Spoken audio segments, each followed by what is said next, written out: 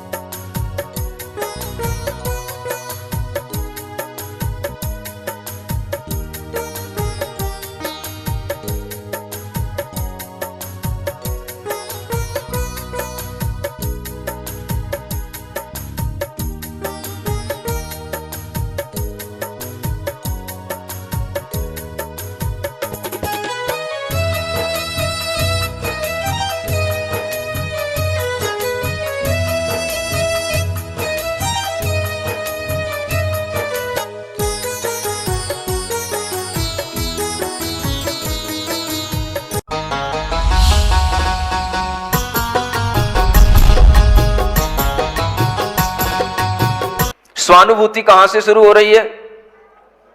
सातवें गुण स्थान से स्वानुभूति शुरू होती है। हल्की सी स्वानुभूति कहां से शुरू होती है? वास्तव में स्वानुभूति जिसे कहते हैं स्वानुभव, आत्मानुभव, वो कहां से शुरू होगा? सुन लो अच्छे ढंग से, बोल नहीं रहे हो, कुछ पुरानी धारणा पड़ी है क्या दिमाग में? कौन से गुण स्थान से होगा स्वानुभूति, आत्मानुभव?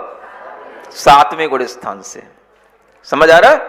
यह सातवें गुण स्थान से शुरू होगा और यही स्वानुभूति का रस बढ़ता चला जाएगा 8वें, 9वें, 10वें आदि गुण स्थान में। लेकिन उपसम श्रेणी की स्वानुभूति की क्वालिटी अलग होगी और छपक श्रेणी की अलग होगी। विशुद्धि जिसके माध्यम से वो कर्मों का एक में उपशमन कर रहा है और एक में कर्मों का क्षय कर रहा है। यह स्वानुभूति का रस बढ़ना, आत्मानुभव बढ़ना और इसी के माध्यम से उसके अंदर के विशुद्धि परिणाम बढ़ना, तो वह विशुद्धि परिणाम तीन तरह से बताए जाते हैं।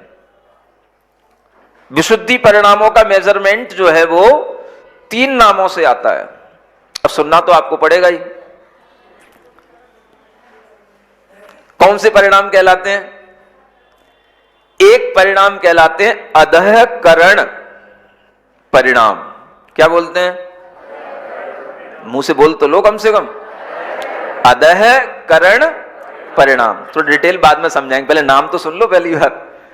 दूसरे परिणाम अपूर्वकरण परिणाम, बोलो। और तीसरे अनिवृत्तिकरण परिणाम। ये तीन तरह के भीतरी ऐसे परिणाम होते हैं, इनकी क्वालिटी आ जाए, अगर ये परिणाम भीतर से निर्मित हो जाए तो कर्मों पर कुछ असर पड़ता है। मिथ्यात्व टूटता है, मिथ्यात्व का क्षय होता है तो भी इन्हीं परिणामों से होता है, जिसे दर्शन मोहनी कहते हैं। मिथ्यात्व का नाश भी इन्हीं परिणामों से होगा। चारित्र मोहनी का नाश करना है तो भी यही छेनी उठानी पड़ेगी, फिर इन परिणामों से उसी चारित्र मोहनी कर्म का नाश करना होगा। तो मोहिनी कर्म का नाश करने के लिए ये परिणाम ही सामने आते हैं और इन परिणामों के माध्यम से जो आत्मा में कर्म बंधे हुए रहते हैं, जिसे हम कहते हैं कर्म भूभृताम। पढ़ा है ना कभी तत्व सूत्र का मंगलाचरण? क्या बोलते हो? मोक्ष मार्गस्य नेतारम भेत्तारम कर्म भूभृताम। क्या मतलब है? कर्म भूभृतों के भेत्ता। भूभृत माने होता है पर्वत, चट्टाने, रॉक्स। जो कर्मों की चट्टाने आत्मा में इतनी बंधी हुई हैं, इतनी चिपकी हुई हैं, उनको तोड़ना होता है। भेत्ता, भेत्ता माने भेदने वाला, तोड़ने वाला, उसको भेत्ता कहा जाता है। न तो आपको आत्मा का कुछ ज्ञान, न कोई कर्मों का कोई अनुभव, न कोई ज्ञान, बस धर्म कर रहे हैं, धर्म कर रहे हैं, धर्म कर रहे हैं, मोक्ष मार्ग पे चल रहे हैं, बढ़ रहे हैं। क्या चल रहे हैं? जब तक आपको न जीव कांड पता होगा, न कर्म कांड पता होगा, तब तक आपकी दृष्टि जीव आत्मा की ओर जा कैसे सकती है? केवल समय सार पढ़ लेने से क्या हो जाएगा? आपको यही नहीं पता कि जीव का स्वभाव अभी वर्तमान में क्या है, वो कितने कर्मों से बंधा हुआ है, कितने कर्मों का क्षय कौन से गुण स्थान में होता है, किस विशुद्धि के माध्यम से उन कर्मों का उपशमन होता है, क्षय होता है, ये कुछ भी नॉलेज नहीं होगी। और आप केवल समय सार जी पढ़ते रहोगे तो उस पढ़ने से भी आपके अंदर ऐसा बल नहीं आएगा कि हमें कर्मों का विनाश करना है। ये भावना आपकी जब तक नहीं आएगी तब तक आपको कर्म से मुक्ति नहीं मिलेगी। हमें जो काम करना है उस तरह का हमें भाव भी तो बनाना पड़ेगा। हमें कर्म रूपी पर्वत हमें समझ में तो आए कि हमारे ऊपर कितने बड़े बड़े बोझ लदे हुए हैं, कितनी चट्टानें हम बांध के रखे अनादिकाल के कर्मों की। वो चट्टानें टूटती हैं जब ये कर्म कांड पढ़ते हैं, कर्म सिद्धांत समझते हैं। इन प्रकृतियों के कितने नाम हैं, कितनी संख्याएं हैं, कितने प्रकार के ये कर्म हैं, और इन कर्मों को तोड़ने के लिए कौन सा उपकरण चाहिए, तो वो उपकरण बताया गया 3 प्रकार के परिणाम बनने चाहिए।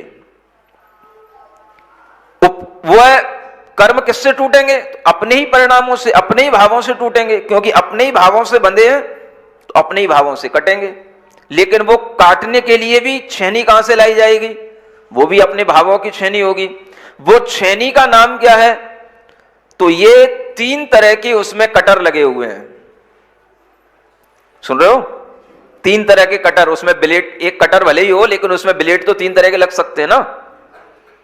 चट्टान को काटने का कटर अलग होता है, लकड़ी को काटने का कटर अलग होता है, और लोहे को काटने का कटर अलग होता है। तो वह इस तरह के 3 तरह के परिणाम है, अधःकरण, अपूर्वकरण, अनिवृत्तिकरण। सप्तम गुण स्थान में जब कोई मुनि महाराज ऊपर के गुण स्थानों में आरोहण करने का अपने अंदर विशुद्धि भाव बढ़ाएंगे तो सर्वप्रथम वह अधःकरण के परिणाम करेंगे। क्या कहलाएगा वो? सबसे पहला कटर कौन सा चलाना पड़ेगा? अधःकरण। ये अधःकरण कहां पर होगा? सप्तम गुण स्थान में होगा। अष्टम गुण स्थान में अपूर्वकरण, और 9वें गुण स्थान में अनिवृत्तिकरण। ये 3 तरह के अलग अलग तरह के ब्लेड अलग अलग जगह पर चलाने पड़ेंगे, और वो चलते चले जाएंगे, वो धार बढ़ती चली जाएगी। ये ऐसा ऑटोमेटिक कटर है कि इसमें अलग अलग ब्लेड बदलना नहीं पड़ेगा। वही कटर का ब्लेड जब चलते चलते पैना हो जाएगा तो वही जो है दूसरे तरह से काम करने लगेगा, वही और ज्यादा तीक्ष्ण हो जाएगा, तो वही तो आगे काम करने लग जाएगा। एक के बाद एक, एक के बाद एक, यह स्वयं परिणाम बनता चला जाएगा। क्योंकि विशुद्धि बढ़ रही है तो परिणामों में एक अपनी समानता और परिणामों की विशुद्धि की जो एक क्वालिटी होती है वह भी अपने आप बढ़ती चली जाती है। उसको बाद में कभी एक्सप्लेन करेंगे, लेकिन पहली बात अपने को इतना दिमाग में रख लेना है कि ऊपर ध्यान के गुण स्थानों में आखिर होता क्या है। तो वो यहां पर थोड़ा सा दिग्दर्शन कराया जा रहा है कि कर्मों का उपशमन भी होता है और कर्मों का क्षय भी होता है। तो उपशमन माने दबा देना और क्षय माने पूर्णतया समाप्त कर देना। हाँ, वो सब यही कहलाता है। यह स्वस्थान का मतलब होता है जब तक मुनि महाराज अपने 6वें 7वें गुण स्थान में ही आरोहण अवरोहण करते रहते हैं तो वो स्वस्थान अप्रमत्त कहलाते हैं, क्योंकि आगे की विशुद्धि उनके लिए संभव नहीं है। और जब उनके लिए आगे की विशुद्धि संभव हो जाए, 8वें गुण स्थान के योग्य आने के लिए उनकी विशुद्धि बढ़ने लगे, अधःकरण के परिणाम वो करने लग जाए, तो वो सातिशय अप्रमत्त कहलाने लग जाते हैं। तो जब वह 7वें से 8वें में जाने लगेंगे तो वह 7वां गुण स्थान कहलाएगा सातिशय अप्रमत्त, और उस समय पर उनके अंदर अधःकरण परिणाम होंगे, वो 7वें गुण स्थान में हो जाएंगे। तभी जाकर के 8वें गुण स्थान में अपूर्वकरण के परिणामों का उन्हें अनुभव होगा। इस तरह से यह आपको अभी ऊपर बढ़ाने की प्रक्रिया के बारे में बताया जा रहा है कि हम ध्यान के माध्यम से कैसे विशुद्धियां बढ़ाते हुए मोक्ष मार्ग पर आगे बढ़ते हैं। और इस तरह से जब हम आगे बढ़ते हैं तो सप्तम गुण स्थान से अष्टम गुण स्थान के बीच में भी ये अधःकरण के परिणाम पहले प्राप्त होंगे, तभी जाकर के वो अपूर्वकरण के परिणाम आएंगे। और उन परिणामों की क्या विशेषता होती है ये भी आपको बाद में बताया जाएगा। आज के लिए इतना पर्याप्त समझता हूं। और कल चतुर्दशी है, तो आप श्रावकों के लिए थोड़ा सा भाव बनाना है। जैसा कि आज कहा कि हमें सामायिक के प्रति भी एक रुझान बढ़ाना चाहिए और एक प्रतिक्रमण के प्रति भी रुझान बढ़ाना चाहिए। सुन रहे हो? जो किताब आपके पास में है, उस किताब में एक दार्शनिक प्रतिक्रमण लिखा हुआ है। कुछ दिन पहले आपसे कहा था चतुर्दशी आएगी तो आपके लिए दार्शनिक प्रतिक्रमण करवाया जाएगा। आपको तो याद नहीं है, हमें याद है। चतुर्दशी कल है। श्रावक को सब कराना पड़ता है, बताना पड़ता है ना? बिल्कुल उसको भेड़ की तरह चराना पड़ता है ना? कोई बात नहीं, लेकिन वो भेड़ चर तो जाए, बैठ तो जाए, इधर उधर ना घूमे, तो इतना भी अच्छी बात है। तो सब लोगों की इच्छा बनेगी। कल क्या करना है? कल दार्शनिक प्रतिक्रमण करना है। थोड़ा थोड़ा सा सामायिक ध्यान का इंटरेस्ट तो आपको रोजाना देता ही रहता हूं, वो भी चलता रहेगा। कभी बनेगा तो एक बड़ी सामायिक भी करा सकूंगा, अगर आप समय पर आकर के एक दिन निश्चित रूप से ढंग से बैठोगे तो, है ना? अभी तो भेड़ चाल चलती रहती है, धीरे धीरे एक भेड़ आ गई, फिर दूसरी आ गई, तीसरी आ गई, पीछे पीछे लाइन लगती जाती है। टाइम पर एक साथ जब सब भेड़ भेड़ियां इकट्ठे होंगे, भेड़ को पुल्लिंग में क्या बोलते हैं? भेड़, भेड़ तो स्त्रीलिंग में होती होगी ना? भेड़ भेड़ा नहीं, जैसे भैंस भैंसा होता है ना। भेड़िया, भेड़िया तो भेड़ को चलाने वाला कहलाएगा। अरे यार तुम भी नहीं जानते मतलब। चलो कोई बात नहीं। तो अच्छे श्रावक और अच्छी श्रावकाओं को, है ना, जब एक साथ बैठने का मन बने तो हम कभी सामायिक भी आपको एक साथ बैठ करके करा सकते हैं। कहने का मतलब है ना, बुरा नहीं मानना, वो तो वैसे ही कहने का मतलब होता है। तो आज के लिए इतना पर्याप्त है। थोड़ा सा 5 मिनट के लिए ध्यान भाव में बैठ जाते हैं।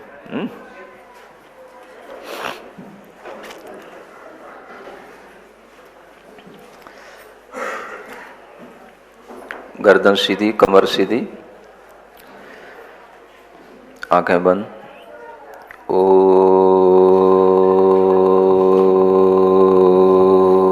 अरहम नमः।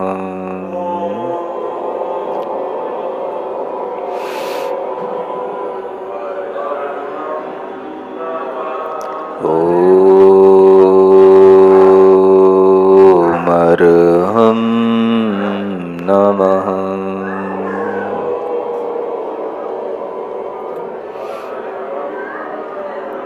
ओम अरहम नमः।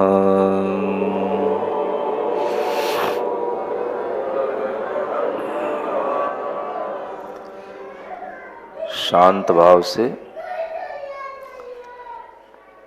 अपने अंतरंग में शरीर प्रमाण अपनी चेतना को स्व संवेदन में लाने की भावना करें। मैं इतना ही हूं जितना मेरा शरीर है।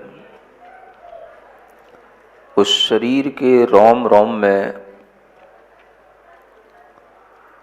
हर एक पॉइंट में मेरा चैतन्य आत्मा फैला हुआ है, जिसके माध्यम से मैं इस शरीर में हूं यह महसूस कर पा रहा हूं।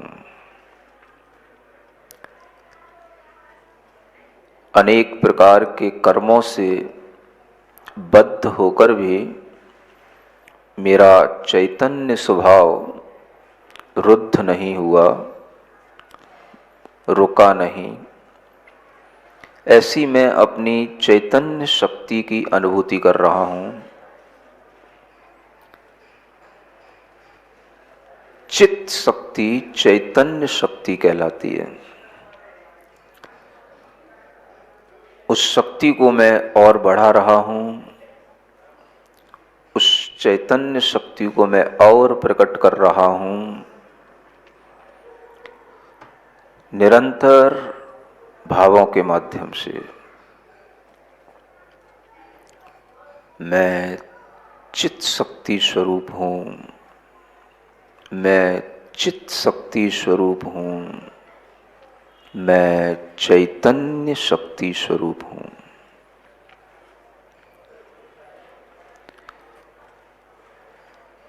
चैतन्य स्वरूपो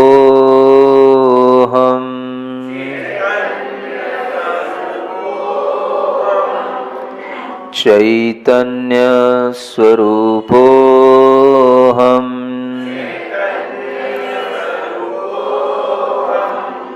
चैतन्य स्वरूपोऽहम्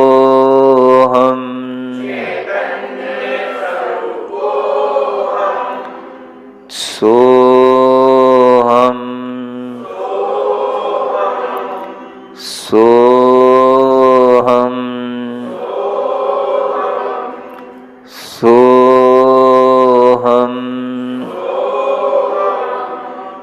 अरहम् अरहम् अरहम्।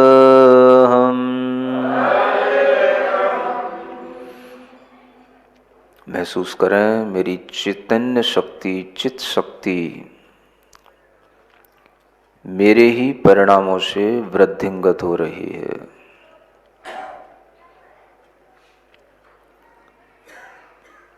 शरीर में उलझी हुई मेरी आत्मा केवल अपनी ही आत्मा का संवेदन कर रही है।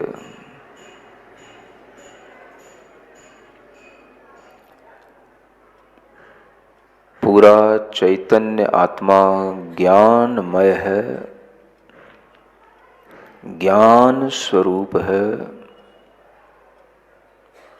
मैं उसी ज्ञान के माध्यम से पूरे शरीर में फैले हुए अपने आत्मा को जान रहा हूँ।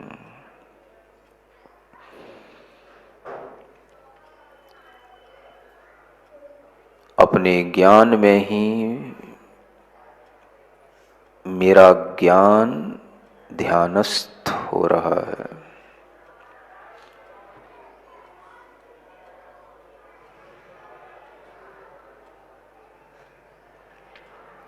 आंख बंद रखें, दोनों हाथ जोड़ें।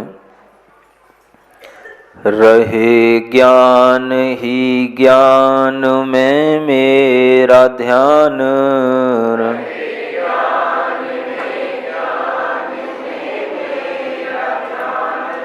रहे ज्ञान ही ज्ञान में मेरा ध्यान।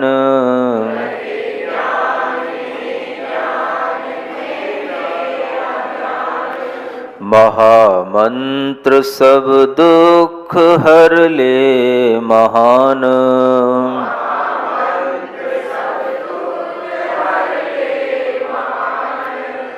महामंत्र सब दुख हर ले महान।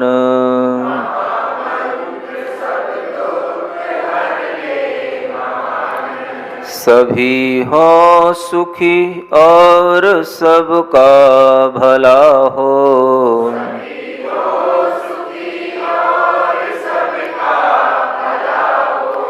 महामंत्र से चेतना को सजा लो।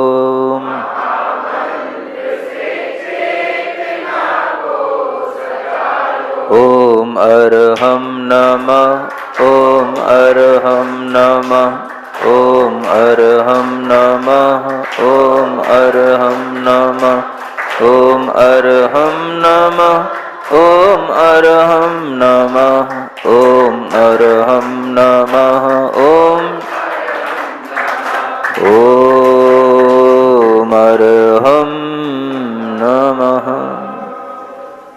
हथेलियां घिसकर आंखों पर रखें। ओम अरहम परम शांति, ओम अरहम परम शांति, ओम अरहम परम शांति। चतुर्दशी का दिन है, सबको ज्ञात है। चतुर्दशी एक तरह से पर्व का दिन माना जाता है। पर्व का मतलब होता है अपनी डेली लाइफ में जो अपना रूटीन बना रहता है, उस रूटीन में बीच में कहीं पर एक थोड़ा सा ब्रेक लेना, पर्व का मतलब चलते चलते थोड़ा सा कहीं रुक जाना, थोड़ा सा ब्रेक लेने से भी एनर्जी आती है और फिर उस नई एनर्जी के साथ में फिर आगे की यात्रा करना। इसके लिए ये बीच बीच में पर्व आया करते हैं। यद्यपि 15 दिन के अंतराल में अष्टमी और चतुर्दशी दो पर्व आ जाया करते हैं, लेकिन आपके लिए ऐसा लग सकता है कि बहुत जल्दी आ गए पर्व, क्योंकि आपकी दौड़ ज़्यादा रहती है और तेज़ दौड़ने वाले लोगों के लिए बहुत जल्दी अगर रोका जाता है तो उन्हें रुकने में असुविधा लगती है। आपकी दौड़ अगर थोड़ी सी आराम के साथ हो तो अष्टमी भी आपके लिए पर्व हो सकता है, और अगर आपकी दौड़ तेज है तो अष्टमी पर्व उस दौड़ में निकल जाएगा। लेकिन चतुर्दशी को भी यदि आपको याद आता है कि भाई 15 दिन में एक बार तो हमें थोड़ा सा रुकना चाहिए। रुकने का मतलब हम जिस रूटीन के साथ चल रहे हैं, हम जो कुछ भी सुबह से शाम तक अपनी क्रियाकलाप मन वचन काया से करते हैं, उनमें बहुत सारी कमियां आ जाती हैं, बहुत सारी मानसिकताएं बिगड़ती चली जाती हैं, बहुत सारे हिंसा आदि के कार्य भी हमारे दैनिक जीवन में होते रहते हैं। उन सब का एक प्रतिक्रमण करना, एक प्रायश्चित्त के भाव के साथ में अपनी आत्मा का प्रक्षालन करना, ये अपनी ओर लौटने का एक भाव होता है। प्रतिक्रमण का मतलब अपनी ओर लौटना, अतिक्रमण का मतलब बाहर की ओर जाना। अतिक्रमण आप समझते ही हो, ये शब्द सब सिद्धांत के जैन दर्शन के शब्द हैं और इनको लौकिक जीवन में हम प्रयुक्त होते हुए देखते हैं तो किस रूप में? अतिक्रमण हटाओ। अतिक्रमण का मतलब क्या हो गया? अतिक्रमण हटाओ मतलब जो एक लिमिट बनी हुई थी, एक बाउंड्री बनी हुई थी, एक मर्यादा की रेखा बनी हुई थी, आप उससे आगे बढ़ गए, इसी का नाम तो अतिक्रमण हुआ। अतिक्रमण का मतलब ही है कि आप अपनी लिमिट से बाहर आ गए। यही लिमिट के बाहर चले जाने पर अतिक्रमण हो जाता है और फिर लिमिट में अपनी लिमिट के अंदर आ जाना, इसी का नाम प्रतिक्रमण हो जाता है। हर व्यक्ति अतिक्रमण कर ही जाता है। बाहर का अतिक्रमण तो बहुत बाद में दिखाई देता है, पहले तो अपने अंदर अतिक्रमण शुरू होता है। भाई जगह तो सामने पड़ी है, इसका यूज तो करना है, कौन देखने वाला है, खींच दो दीवार, लगा दो बाउंड्री।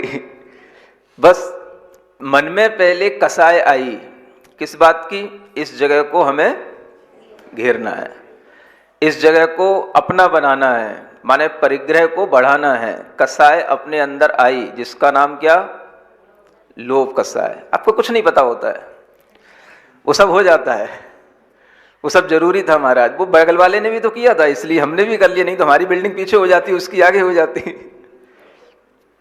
और फिर जब अतिक्रमण हटेगा फिर सबका हटेगा। यही सोच के बहुत सारे लोग गलतियां करते रहते हैं, कर जाते हैं, और गलतियों के लिए भी किसी ना किसी को जिम्मेदार ठहरा देते हैं। हमारे पड़ोसी ने किया था इसलिए हमने कर लिया, यहाँ तो ऐसा चलता ही है, कोई ऐसा देखने वाला नहीं है, इस तरह से ऐसा चल जाता है, इसमें क्या बुराई है, वो सभी कर रहे हैं हम भी कर लिए। इस तरह की जो अनेक मानसिकताओं से भी, बहुत प्रकार की कसायों से भीतर अनेक प्रकार के पाप बंद हो जाते हैं। आत्मा आपकी मलिन होती चली जाती है। उस मलिनता को थोड़ा कम करने के लिए ये पर्व आते हैं कि इन पर्व के दिनों में आप थोड़ा सा अपने आप को रोकें। थोड़ा सा जिस दौड़ में दौड़ रहे हैं उसमें वहीं पर स्टॉप लें और पीछे की ओर थोड़ा सा गियर डालें। जब आपको अतिक्रमण से प्रतिक्रमण की ओर आने का विचार होगा तो फिर आपके द्वारा किया गया जो अतिक्रमण है वह अगर बढ़ भी गया होगा तो और ज्यादा नहीं बढ़ेगा, उस पर एक बंदिश लगेगी और उसी प्रतिक्रमण के माध्यम से आपको ये समझ में आएगा कि गलतियां कहाँ कहाँ हम कर जाते हैं, जिन्हें हम गलतियां भी नहीं समझते हैं वो भी गलतियां होती हैं। ऐसे आप लोग तो बड़े समझदार लोग हैं, इतनी समझदारी से गलतियां करते हैं कि सब गलतियां करने के बाद भी आपको नहीं लगता कि हमने कोई गलती की है, इतनी समझदारी आपके अंदर। लेकिन जब जिनवाणी के देखते हैं और जिनवाणी के माध्यम से आप लोगों की प्रवृत्तियां समझते हैं तो समझ में आता है कि कितनी तरह की पाप, कितने तरह की कषाएं, कितने तरह के बंध कर्मों के आत्मा के अंदर हो जाते हैं, ये आपको पता नहीं होता। और वही जानने के लिए हमें प्रतिक्रमण करना चाहिए। तो क्या करना है, आज हमें थोड़ा सा अपनी ओर लौटना है, नई छेड़ाला पर आज ब्रेक लगाना है और अपनी ओर आने के लिए थोड़ा सा प्रतिक्रमण का आलंबन लेना है। यद्यपि यह प्रतिक्रमण आप लोग प्रतिदिन तो नहीं कर सकते, लेकिन अगर चतुर्दशी को भी अगर करते हैं 14-15 दिन में एक बार, तो भी वो आपके लिए लाभदायक सिद्ध हो सकता है। इस प्रतिक्रमण में जो श्रावक की मूलभूत वस्तुएं हैं उन्हीं का केवल इसमें जिक्र किया गया है। एक सामान्य श्रावक जो गृहस्थी के साथ में रहता है उसके लिए कुछ आवश्यक चीजें होती हैं कि वह सप्त व्यसनों से दूर रहे और अष्ट मूल गुणों का पालन करे। अष्ट मूल गुणों का और सप्त व्यसनों का आप चाहे नियम लें या ना लें, ये आपके लिए एक कुलाचार होता है। कुलाचार माने आपके इस जैन कुल का एक आचरण है। अगर आप जैन कुल में जन्म लिए हैं तो आपको अष्ट मूल गुणों का पालन करना ही चाहिए, करना ही होता है। और बहुत से लोग करते भी हैं लेकिन उन्हें पता नहीं होता है कि हम कर रहे हैं। इस प्रतिक्रमण को पढ़ करके आप अष्ट मूल गुणों की एक अपने अंदर प्रतिज्ञा ले सकते हैं। और अष्ट मूल गुण कोई कठिन चीजें नहीं है।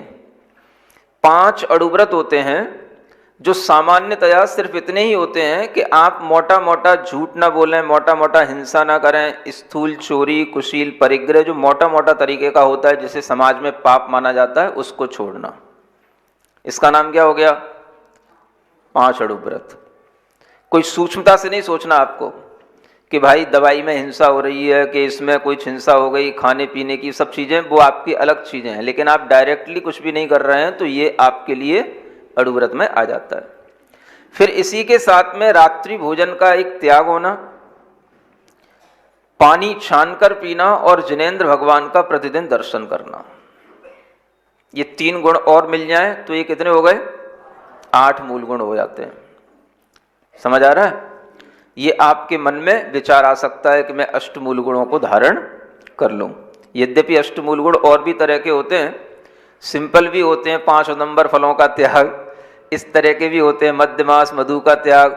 लेकिन ये जो वर्तमान में एक अष्टमूल गुणों की परंपरा जिससे आपको कुछ लाभ मिलने वाला है वो यही है, क्योंकि 5 नंबर फल तो आजकल कोई प्रचलन में है ही नहीं। उसी के साथ में सप्त विषण होते हैं, उन सप्त विषण में मध्य मास मधु आ जाता है, शिकार आ जाता है ना। और उसी के साथ में परस्त्री गमन, वेश्यागमन और एक तरह से जुआ आदि खेलना, ये भी उसके अंदर ये त्याग के रूप में आ जाता है। तो ये सप्त व्यसनों को छोड़ करके अष्ट मूल गुणों का पालन करना, ये सबसे बड़ा श्रावकाचार है। और इस श्रावक का चार को अगर आप पालन करेंगे तो आप सही श्रावक बन सकते हैं। इन चीजों को ध्यान में रखते हुए यह दार्शनिक प्रतिक्रमण बनाया गया है। दार्शनिक का मतलब ही है जो जिनेंद्र भगवान का पक्ष रखने वाला, यानी जिन दर्शन को मानने वाला है वो दार्शनिक कहलाता है। समझ में आ रहा है? तो इसमें जिनके लिए कोई प्रतिमाएं नहीं है उनके लिए ही ये प्रतिक्रमण है। प्रतिमा वालों के लिए तो व्रतों का प्रतिक्रमण अलग होता है, 12 व्रतों का, वो नहीं है। जिनकी व्रत प्रतिमाएं नहीं है उन्हीं के लिए ये प्रतिक्रमण प्रमुख रूप से है, जो बहुसंख्यक लोग इसी रूप में रहते हैं। तो इसलिए इस प्रतिक्रमण को पढ़ने की एक विधि आपके सामने बताई जाती है कि कैसे पढ़ा जाता है, और भविष्य में फिर आप इसको अपने ढंग से किस तरह से पढ़ सकते हैं। इसमें संस्कृत भी है, प्राकृत भी है और हिंदी भी है। आपको केवल हिंदी पढ़ना है, लेकिन चूंकि कुछ संस्कृत के पद भी सरल होते हैं, वो भी आप पढ़ सकते हो। अगर आपको सुविधा बने तो आप केवल हिंदी पढ़ के भी इस प्रतिक्रमण को कर सकते हैं। आज आपको ये प्रतिक्रमण कराया जा रहा है, इसमें थोड़ा सा समय इसलिए लगेगा क्योंकि हम भी बोलेंगे फिर आप बोलेंगे। जब आप इसको करने लग जाएंगे, सामूहिक रूप से भी इसको कर सकते हैं, तो ये आपके लिए 20 से 25 मिनट के अंदर हो जाएगा। ठीक है ना? चलिए प्रारंभ करते हैं। दार्शनिक प्रतिक्रमण मिल गया। प्रस्तावना के बाद अव्रती श्रावकों के लिए श्रीमज्जिन पदाभ्यासम प्रतिपद्यागशाम जये मनोवाक्काय योगेन करिष्यामि प्रतिक्रमम्। अहम पापी दुष्टो महामूढ़ो महालश छलीधूर्तो महालोभी सर्वदुर्गुण संवृतः। अगर आपको हिंदी पढ़ना हो तो आप हिंदी पढ़ेंगे। कैसे पढ़ेंगे? बोले, हे भगवान। हाँ, पढ़ते जाओ। मैं महामूर्ख हूँ, मैं महान आलसी हूँ, मैं कपटी हूँ, मैं धूर्त हूँ, मैं बड़ा लोभी हूँ।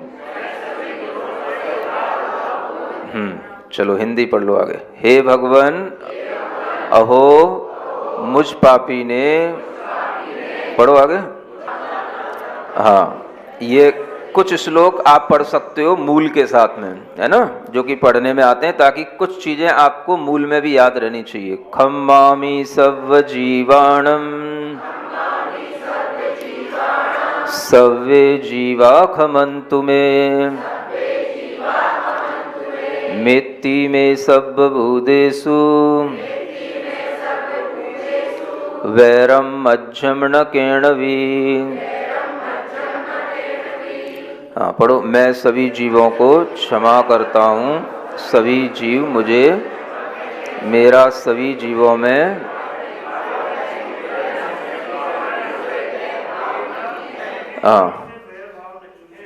अब ये प्राकृत के भी बीच में कुछ शब्द आते हैं, आपको पढ़ाए देते हैं, थोड़ा सा आपको पढ़ने में सुविधा लगेगी।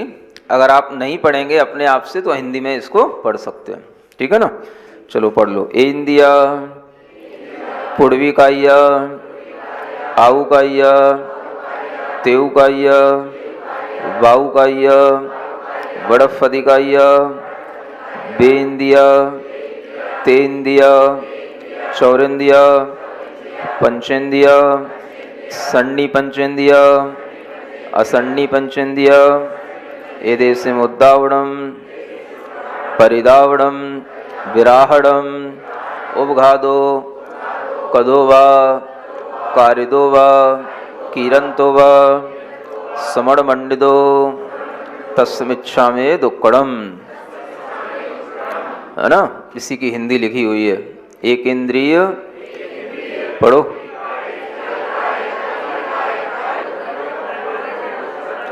तो मेरा वह दुष्कृत्य मिथ्या होवे, मिथ्या होवे, मिथ्या। हाँ, अब चलो हिंदी पढ़ो। 8 मूल गुणों में प्रमाद से, अज्ञान से,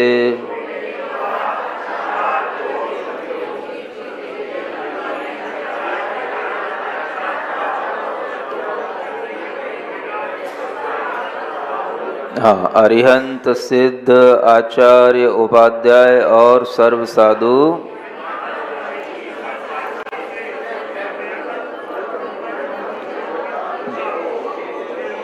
पुस्तक में जो बोल्ड लेटर में हिंदी लिखी है उस पर आप ध्यान देंगे। जहाँ कहीं हमें थोड़ा सा प्राकृत संस्कृत भी पढ़ाना होगा वो आपको बता देंगे, ठीक है ना।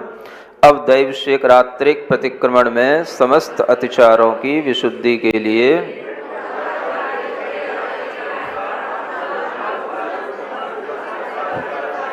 कायुष्वर करता हूँ। चलो अब नमोकार मंत्र तो सब पढ़ ही लेते हैं, इसलिए पढ़ो। नमो अरहंताणम, नमो सिद्धाणम, नमो आयर्याणम, चत्तारी मंगलम, अरहंत मंगलम, सिद्ध मंगलम, साहु मंगलम,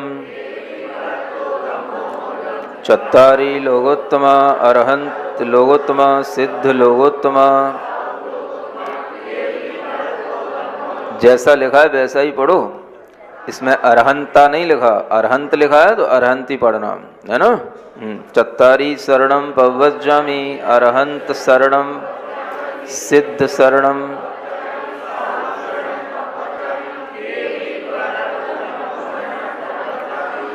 पवज्जामि। यहाँ तक आपने ये पढ़ लिया। अब नीचे इसकी हिंदी। नहीं, ये तो चार मंगल वगैरह तो सिंपल है, ये तो सब जानते ही हैं।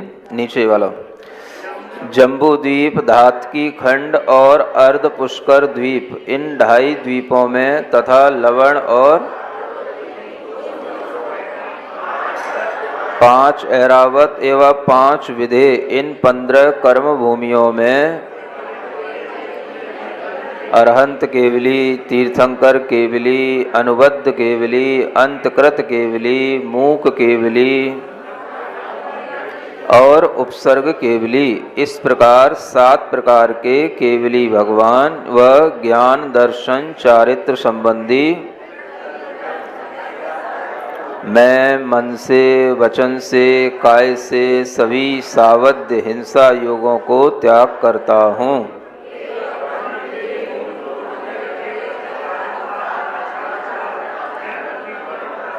आत्म साक्षी पूर्वक निंदा करता हूँ, गुरु साक्षी पूर्वक जितने काल में उपासना करता हूँ उतने काल पर्यंत पाप कर्मों व दुष्चेष्टाओं का त्याग करता हूँ। यहाँ आपको पहले 9 बार नमोकार मंत्र श्वासोच्छ्वास के साथ पढ़ना है ना। वैसे तो पढ़ते ही रहते हो, जल्दी जल्दी आराम से पढ़ो। 27 श्वासोच्छ्वास को गिनते हुए आंख बंद करके।